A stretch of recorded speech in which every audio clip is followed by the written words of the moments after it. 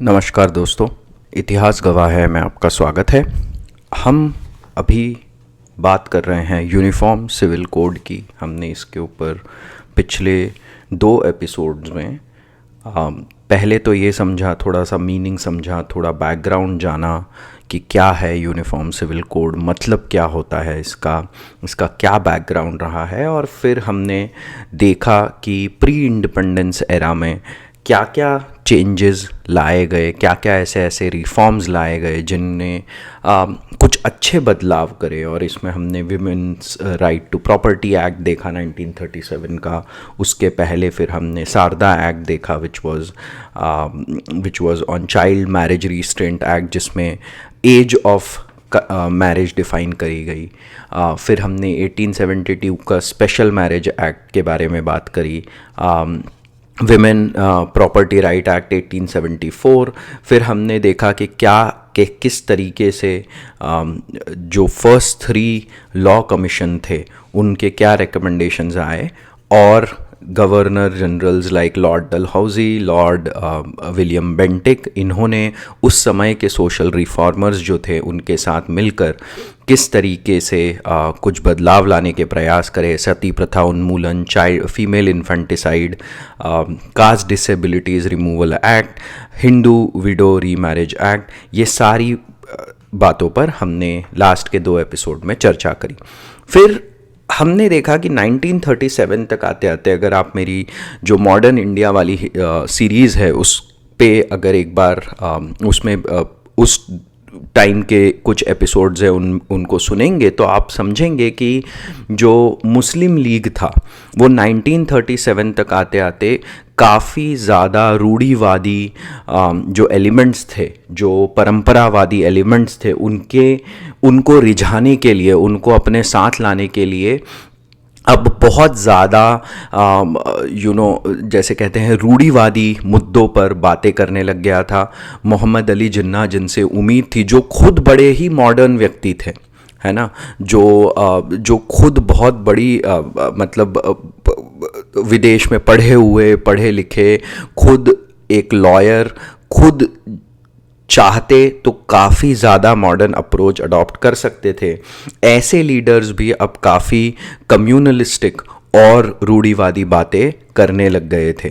तो अब 1937 में एक्चुअली हुआ ये कि वापस से, जैसे हमने देखा कि ब्रिटिश गवर्नमेंट ने भी ईस्ट इंडिया कंपनी के टाइम से लेकर अभी तक, जब तक 1937 में हमने जो women right to property act देखा, उन्होंने भी they stayed away from implementing any of these acts on the Muslim community in India। मतलब इसका ये हुआ कि जो प्रावधान हिंदू समाज में अच्छे बदलाव लाने के लिए लाए गए थे, वो सारे प्रावधान अभी भी मुस्लिम समाज में इम्प्लीमेंट नहीं किए गए थे।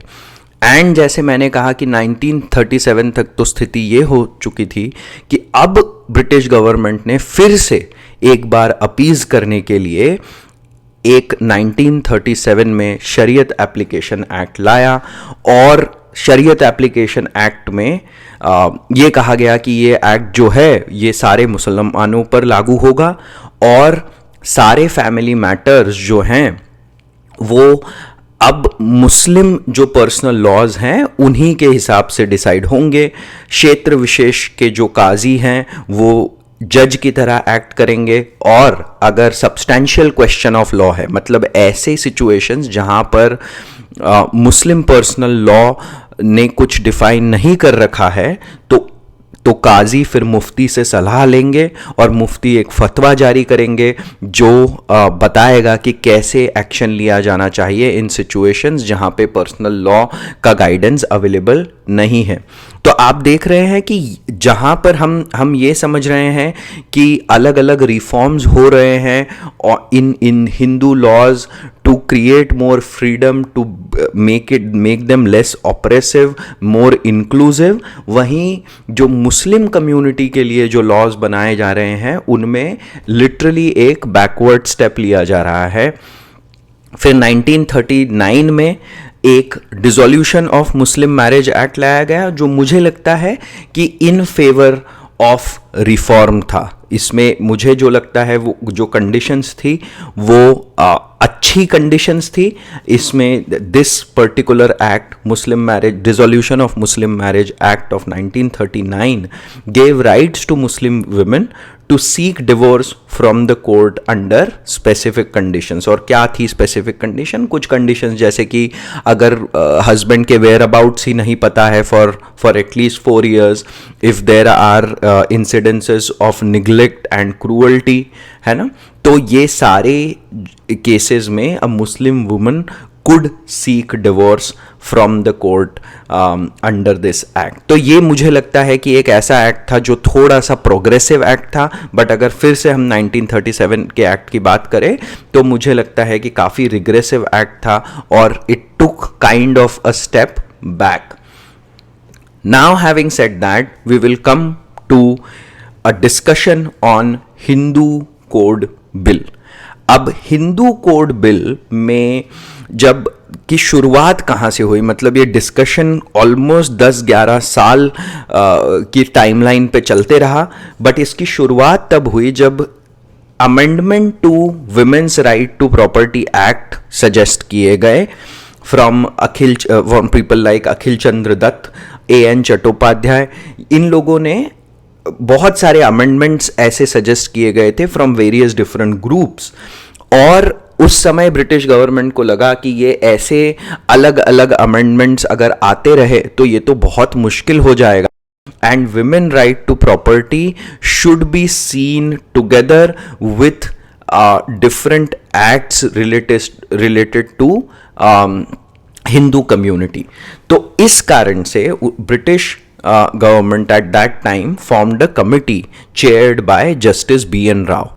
और B.N. राव का नाम आपने शायद इतना नहीं सुना होगा, but B.N. Rao was an extremely respected Indian jurist who first served as like judge or in Bengal High Court in 1935, then later on as a judge in Patna High Court in 1944। ये viceroy की executive council, अगर आपको समझना है viceroy executive council क्या थी, तो ज़रूर आप मॉडर्न हिस्ट्री पे मेरी सीरीज सुनिएगा, या एटलीस्ट उन एपिसोड्स को सुनिएगा which are closer to freedom and partition.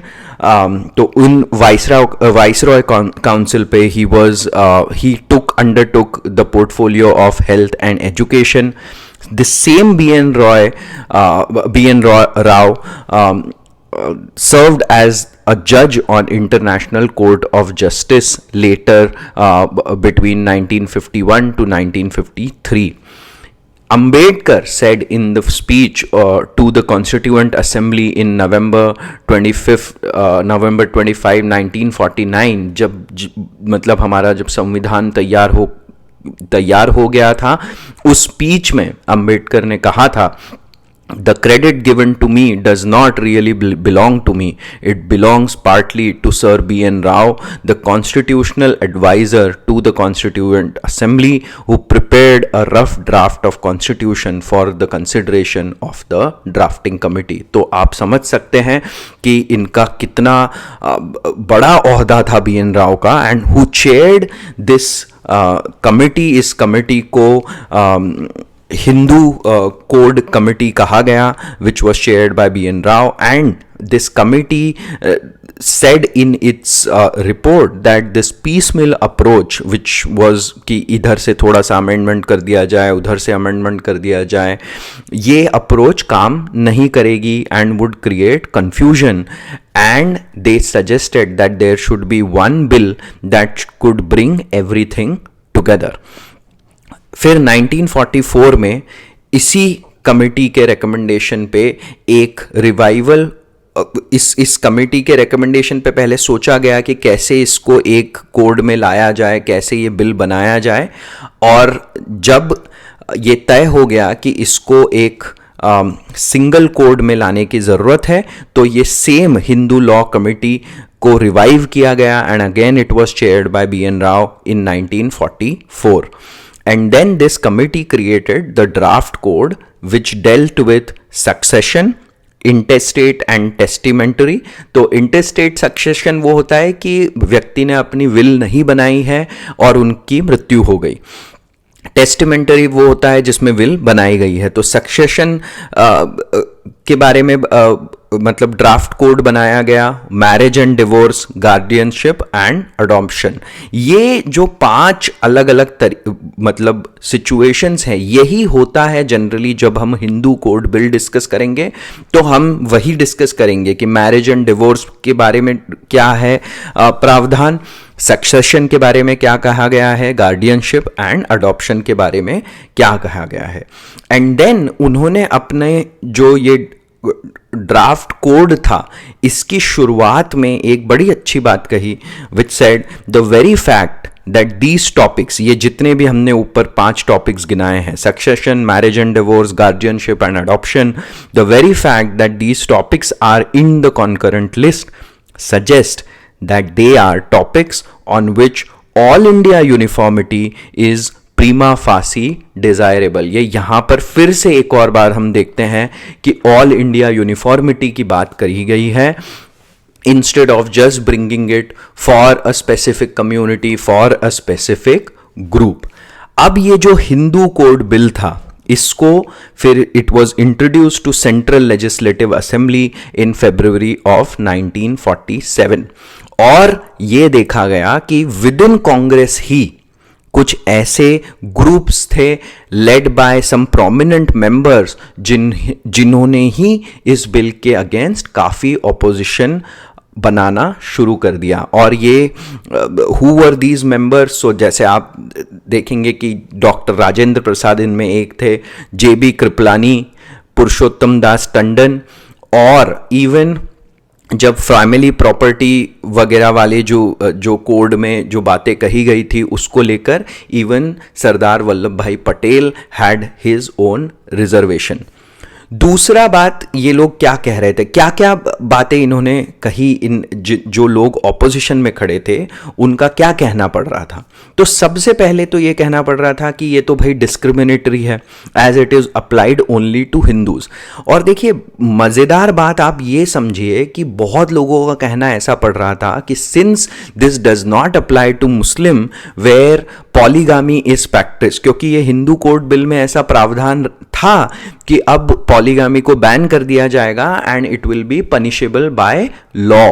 तो उसको देख के ये कहा जाने लग गया, ये कितना मतलब बहुत फनी चीज है ये कि ये कहा जाने लग गया कि मुस्लिम्स में अगर पॉलीगामी है तो सजेशन ये नहीं आया कि उस पे भी ये मोनोगमी वाला लॉ अप्लाई होना चाहिए यूनिफॉर्मली। सजेशन ये आया कि उनमें पॉलीगामी है तो हमारे इसमें भी पॉलीगामी को बरकरार रखना चाहिए। तो ये बड़ी फनी सिचुएशन है ना। तो कहा गया कि इस बेसिस पे ये डिस्क्रिमिनेशन को हटाना चाहिए कि हमको भी पॉलीगामी का अधिकार मेंटेन रहना चाहिए। फिर ये बातें भी कही गई कि अरे तो इससे बहुत हमारे ट्रेडिशंस पे इम्पैक्ट होगा, this even has a power to break this country apart. क्यों? क्योंकि इसमें डिवोर्स का प्रावधान भी रखा गया था इन द हिंदू कोड बिल। तीसरी बात ये कही गई कि इसको मैंडेटरी नहीं, इसको ऑप्शनल बनाना चाहिए, है ना। तो ये 3 चीजें। और चौथा ये कहा गया कि देखिए ये तो प्रोविजनल पार्लियामेंट है ना, क्योंकि उस समय तक तो जनरल इलेक्शंस हुए ही नहीं थे। भारत आज़ाद होने के बाद 1951 तक जनरल इलेक्शन नहीं हुए थे। तो जब तक जनरल इलेक्शन नहीं हुए थे तो जितने भी लोग ऑपोजिशन में खड़े थे वो ये कहने लग गए कि अरे भाई ये तो प्रोविजनल गवर्नमेंट है ना, ये तो प्रोविजनल पार्लियामेंट है, इसमें कोई वॉइस ऑफ जनता तो है ही नहीं, तो ये कैसे हम बिल को मान ले। तो तब भी फिर ये बिल पास नहीं हो सका। And by 1950, September of 1950, Dr. Ambedkar, who really was the champion of extending the meaning of freedom, हमने ये फिर से हमारे मॉडर्न इंडिया की हिस्ट्री में एक बार अच्छे से डिस्कस करा है कि ये जो idea of extending the meaning of freedom है इसको डॉक्टर भीमराव अंबेडकर ने चैंपियन किया। और उनका कहना पड़ रहा था कि इसको जल्दी से जल्दी पास किया जाए, but out of frustration he resigned as a law minister. और जो नेहरू जी थे, he waited for general elections in which finally Congress won with huge majority. और आप जब देखेंगे कि जनरल इलेक्शन में हिंदू कोड बिल लाने का एक बहुत बड़ा मुद्दा था जो रखा गया था, और now since there was such a huge majority, तो which kind of strengthen the spirit of the people who got this mandate from spirit of the people in the parliament who finally got the mandate from the people of India in that general election. So अब जब general election हो गया तो finally Hindu code bill लाया गया, और अब समझते हैं कि ये हिंदू कोड बिल में क्या अलग अलग पार्ट्स थे, इनको आज हम अच्छे से एक बार समझ लेते हैं। तो हिंदू कोड बिल में 4 एक्ट्स आएंगी। 1955 का हिंदू मैरिज एक्ट, 1956 का हिंदू सक्सेशन एक्ट, 1956 का Hindu minority and guardianship act, और 1956 का Hindu adoption and maintenance act. And the reason to bring all these acts separately was कि मतलब आप समझ रहे हैं ना कि एक बिल पे इतना ज्यादा, एक एक एक्ट पे ही इतने ज्यादा डिबेट्स हुए। So Nehru ji and his law minister at that time was H V. Pataskar, they both thought कि इनको अलग अलग लाने से the debates could be done on each act instead of the whole bill, which could be very very difficult। तो अब समझते हैं 1955 का हिंदू मैरिज एक्ट क्या कहता है। तो 1955 में हिंदू मैरिज एक्ट में हिंदू को पहले तो ऐसे डिफाइन किया गया है कि हिंदू वो है जो ईसाई, मुस्लिम, पारसी एंड जू नहीं है। एंड देन उसमें सिख, जैन, बुद्धिस्ट, लिंगायत, आर्य समाज, ब्रह्म समाज, प्रार्थना समाज, इन सब को इन्वॉल्व करके हिंदू की डेफिनेशन में रखा गया। एंड देन सेक्शन 11 में बायगामी एंड पॉलीगैमी को आईपीसी की 494 की धारा के तहत 7 ईयर जेल का प्रावधान रखा गया, और अगर बायगामी को छुपाया जाता है, हाइडिंग पॉलीगामी एंड बायगामी को 10 ईयर जेल या 10 ईयर्स की सजा का प्रावधान भी रखा गया। दूसरा, सेक्शन 13 में डाइवोर्स की फाइलिंग कर सकता है या कोई भी कर सकती है महिला, इसका प्रावधान रखा गया। तीसरा, सपिंड विवाह का मतलब यह है कि मनुस्मृति में ऐसा कहा गया है कि आप किसी भी ऐसे व्यक्ति से जो 7th जनरेशन पीछे तक अगर आपसे कनेक्टेड है तो उनसे विवाह नहीं कर सकते। तो सपिंड विवाह का जो क्लॉज रखा गया हिंदू मैरिज एक्ट में, उसमें यह कहा गया कि फादर के साइड से 5 जनरेशन और मदर की साइड से 3 जनरेशन तक नहीं कर सकते, उसके बियॉन्ड आप कर सकते हो विवाह। एंड देन ये भी कहा गया कि अगर किसी अवयस्क का विवाह माता पिता की अनुमति से हो चुका है तो वयस्क होने के बाद वो व्यक्ति ये डिसीजन ले सकता है कि वो उस विवाह में रहना चाहते हैं या नहीं। ठीक है, तो ये हो गया हिंदू मैरिज एक्ट। अब देखिए एक बहुत ही मजेदार केस आया था 1995 में, और देखिए मतलब कैसे मस्त मस्त कैरेक्टर्स, मस्त मस्त इंसिडेंसेस होते हैं जो आपको मतलब लगेगा कि वाह ये भी मतलब क्या कहानी है। तो एक Sarla Mudgal versus union of India का केस आया 1995 में, और इस केस में हुआ ये कि जो सरला मुदगल के जो हस्बैंड थे Jitendra Mathur, he basically the couple had 3 children. Now Jitendra Mathur converted to Islam and married another woman, क्योंकि इस्लाम में तो पॉलीगैमी अलाउड है ना। तो मुस्लिम पर्सनल लॉ अलाउस पॉलीगैमी, आज भी अलाउड है, मतलब अभी तक मुस्लिम पर्सनल लॉ में पॉलीगैमी इज अलाउड। आपको इंसिडेंसेस भले ही ना मिले but by law, by Muslim personal law, it is allowed. So then Jitendra Mathur converted to Islam, married another woman, also had a child with her, और जो सरला मुदगल है वो court इसलिए गई क्योंकि उनको मेंटेनेंस और रखरखाव के लिए वो कोर्ट चली गई कि भाई मेरा मेंटेनेंस और रखरखाव के लिए मुझे कोर्ट का इंटरवेंशन चाहिए। And then finally court gave a decision which was कि Hindu marriage solemnized under Hindu law can only be dissolve under Hindu marriage act. मतलब उन्होंने ये कह दिया कि आप अगर धर्मांतरण कर लेते हैं तो उसका मतलब ये नहीं कि अब आप पॉलीगामी की प्रैक्टिस करने लगेंगे, है ना। तो इसका मतलब अगर आप धर्मांतरण करके कोई दूसरी शादी कर लेते हैं तो वो शादी अनल होगी and it will be considered बायगामी until the previous wedding is not dissolve. तो वो जब तक नहीं होता है तब तक बायगैमी या पॉलीगैमी की सज़ा विच इज़ आईपीसी 494 की धारा के तहत आपको मिलेगी।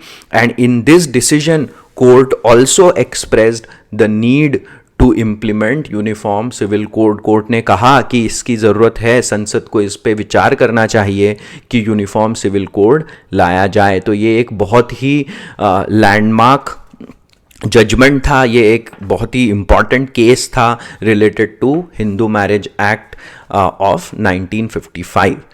अब समझते हैं Hindu succession act of 1956।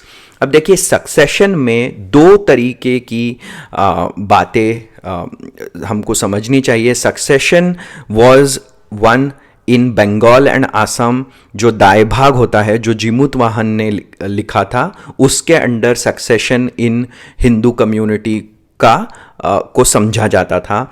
Rest of the India में मिताक्षरा बाय विज्ञानेश्वर, ये इसमें बताया गया है कि सक्सेशन के क्या क्लॉजेस होंगे। और क्या क्लॉजेस थे कि दोनों ही केस में पुत्र को मतलब संपत्ति का अधिकार दिया जाएगा, पुत्री को कोई अधिकार नहीं। दो तरीके की संपत्ति होती है, मिताक्षरा में कहा गया है कि पैतृक और अर्जित संपत्ति होगी, बट दाएं भाग में कहा गया है कि सारी संपत्ति को एक तरीके से ही कंसिडर करा जाएगा। और फिर जो महिला अगर है, कोई पुत्री है, तो उसका लिमिटेड उत्तराधिकार होगा। अब विमेन्स जो हिंदू सक्सेशन एक्ट था उसमें एक अमेंडमेंट के साथ सबसे पहले 1956 में जो एक्ट आया उसमें कहा गया कि डॉटर को प्रॉपर्टी के सक्सेशन के राइट्स होंगे only until she is married, है ना। शादी के बाद नहीं सक्सेशन दिया जाएगा। तो इसमें एक क्या प्रैक्टिस चालू हो गई गड़बड़ वाली कि parents would not even think about giving the right, thinking कि इसको तो शादी के बाद अपने पति के सक्सेशन वाले राइट्स मिल जाएंगे, है ना। तो इसलिए बाद में इसमें एक अमेंडमेंट करा गया और उसमें कहा गया कि daughter will have same rights even if she is married, will have same rights duties as that of the son. And इसमें यह कहा गया कि she can dispose of the property by her own will later on. दूसरा इसमें जो important काम किया गया कि it brought daughters on the same level footing as sons in the Hindu community. तो ये Hindu succession act of 1956 with an amendment in 2005 ensured. And then अर्जित संपत्ति जो है इसमें एक ये बात भी कही गई, अर्जित संपत्ति मतलब the property that you have earned during your life time. पैतृक संपत्ति वो हुई जो आपको सक्सेशन में ही मिली थी। तो अर्जित संपत्ति जो व्यक्ति है वो किसी को भी दे सकता है और पैतृक संपत्ति सिर्फ सक्सेसर्स को ही पास ऑन होगी, ये इसमें एक प्रावधान भी रखा गया। So this was in very brief Hindu succession act and some of its clauses. तीसरा Hindu minority and guardianship act of 1956। इसमें बेसिकली ये कहा गया है कि अगर कोई सन और अनमैरिड डॉटर है तो उसका प्राइमरी गार्जियनशिप फादर को मिलेगा एंड देन फादर के बाद सेकंड प्रायोरिटी पे मदर को मिलेगा। बट अगर उन सन एंड अनमैरिड डॉटर की age is less than 5 then primary guardianship mother के पास रहेगी। अगर कोई दूसरे विवाहेतर संबंधों से मतलब illicit son and unmarried daughter है तो पहली गार्जियनशिप का हक मदर को रहेगा एंड देन फादर पे वो हक जाएगा। But if the women is economically weaker then man will have to provide for their, मतलब उनको सपोर्ट आदमी की तरफ से, the man will support the woman who is economically weaker. And then अब आते हैं हिंदू अडॉप्शन और मेंटेनेंस एक्ट ऑफ 1956, और इसमें ये कहा गया कि जो अडॉप्शन है उसके बाद जो पेरेंट्स होंगे वो लीगल पेरेंट्स होंगे। लीगल पेरेंट्स का मतलब कि वो जिन वार्ड को अडॉप्ट करते हैं, जिस बच्चे या बच्ची को अडॉप्ट करते हैं, उनके पास सारे सक्सेशन राइट्स भी होंगे। मतलब जैसे आपके नेचुरल चिल्ड्रन जो होते हैं वो सारे राइट्स इन अडॉप्टेड चिल्ड्रन को भी मिलेंगे। दूसरी बात यह कही गई कि there should be 21 year gap between the parent and the adopted ward if the gender is opposite. ये 21 ईयर गैप इसलिए रखा गया क्योंकि बहुत सारे ऐसे जो bad elements in the society हैं वो इस अडॉप्शन एक्ट का फ़ायदा उठाकर कोई बुरे काम में इन बच्चों को इन्वॉल्व ना कर सके, इसको प्रिवेंट करने के लिए 21 ईयर गैप का यहाँ पर प्रावधान लाया गया। एंड देन तीसरी बात ये कही गई कि if there is already a son then you can not adopt a son. तो ऐसा ना हो कि सिर्फ लड़के लड़के ही अडॉप्ट हो रहे हैं, ये बात भी कही गई इस एक्ट में। फाइनली ये बोला गया कि husband will look after the maintenance of wife and the child in case of divorce, and जो मेंटेनेंस, बस मतलब मेंटेनेंस के बारे में ये कहा गया कि husband has to look after the maintenance of wife and child in case of divorce. अब ये तो हो गए 4 acts under Hindu code bill. In brief हमने समझा कि इनमें क्या क्या क्लॉजेज लाए गए। हमें एक बात ज़रूर समझनी चाहिए कि हम ये बात आपको मैं बार बार बताना चाहता हूँ कि ये सारा जो हमने ऑपोजिशन देखा even for Hindu code bill, ऐसे ऑपोजिशन लगातार समय समय पर होते ही आए हैं जब भी कोई रिफॉर्म इस तरीके के सजेस्ट किए गए हैं। ऐसा नहीं है कि जब सती प्रथा उन्मूलन बिल लाया गया या एक्ट लाया गया या फीमेल इन्फेंटिसाइड को बैन करने के लिए जो एक्ट लाया गया या विडो रीमैरिज एक्ट लाया गया, विमेन राइट टू प्रॉपर्टी, ऐसा नहीं था कि ये एकदम मक्खन की तरह पास हो गए। ऐसा बिल्कुल नहीं था, इनके भी भयंकर ऑपोजिशन हुए। And one of the key points in opposition was कि ये हमारी परंपरा को खराब कर देगा, ये हमारे परिवारों को बांट देगा, ये हमारे देश को बांट देगा। ये मतलब जैसे बोलते हैं ना कि दिस इज एन हाइपरबोल। ये ऑपोजिशन समय समय पर होते आए हैं, बट हमें यह समझना चाहिए कि बदलते ज़माने के साथ सोसाइटी के मॉरल्स चेंज होते हैं, सोसाइटी के नॉर्म्स चेंज होते हैं, सोसाइटी का आइडिया ऑफ फ्रीडम चेंज होता है। और उसके लिए इन सब एक्ट्स को अगर हम देखें तो they were extremely progressive acts, right, they were extremely progressive acts. और कम से कम हमें यह अच्छी बात समझनी चाहिए, ये एक बहुत बड़ी चीज़ हुई हिंदू समाज के अंदर जो ये सारे एक्ट्स लाए गए, because they did extend the meaning of freedom for women in a big way, they did empower women in a big way. अगर मैं आपको एक चीज़ बताता हूँ कि जो हिंदू कोड बिल का ऑपोजिशन था, जो इतने सारे members within the Congress ही कर रहे थे, उस बिल का बहुत बड़ा सपोर्टिंग ग्रुप कौन था? जो विमेन इन पार्लियामेंट थे उस टाइम, जो विमेन इन कांग्रेस थे, वो इस बिल को और B.R. अम्बेडकर को पूरी तरीके से सपोर्ट कर रहे थे, क्योंकि उन्हें समझ रहा था, उन्हें दिख रहा था कि ये किस तरीके से will enhance the meaning of freedom for women, at least of the Hindu community in this country, and could also pave for the freedom of all women from all communities in this country. तो बार बार समझना चाहिए कि opposition तो हमेशा ही होगा। कोई भी ऐसा वर्ग जिसे लगता है कि किसी बिल के कारण से उनके जो विशेष अधिकार है वो खत्म हो जाएंगे, वो वर्ग हमेशा ही ऑपोजिशन में खड़ा रहेगा। हमने ये बात ज़मींदार और फार्मर्स के केस में भी समझी, हमने ये बात लोअर एंड हायर कास्ट के बारे में भी समझी इन R series on modern history. तो ये चीज़ हर जगह आपको देखने को मिलेगी। और ऑपोजिशन का मतलब ये नहीं है कि ये ये जो बिल्स हैं या एक्ट्स हैं ये गलत थी, और जो वो सब बातें कही गई कि समाज डिवाइड हो जाएगा, नेशन डिवाइड हो जाएगा, ऐसा तो कुछ नहीं हुआ। हम देख ही रहे हैं पिछले 60-65 सालों में ऐसा कुछ भी नहीं हुआ है। तो चलिए, आज हमने डिस्कस कर लिया हिंदू कोड बिल। अब आने वाले एपिसोड में हम लोग माइनॉरिटी पर्सनल लॉज पे ध्यान देना शुरू करेंगे, उनको डिस्कस करेंगे। और माइनॉरिटीज़ में सबसे पहले हम लोग क्रिश्चियन, पारसी और जेविश पर्सनल लॉज पे थोड़ा सा ध्यान देंगे। उसके बाद we will begin discussing Muslim personal laws in the upcoming episodes, and then we will spend a little bit of time on discussing tribal laws और उनमें किस तरीके के कॉम्प्लिकेशंस हैं। Once we have finished all of these discussion, that will kind of conclude the series on uniform civil code. इस episode को सुनने के लिए आपका बहुत बहुत धन्यवाद। अंटिल नेक्स्ट एपिसोड, जय हिंद।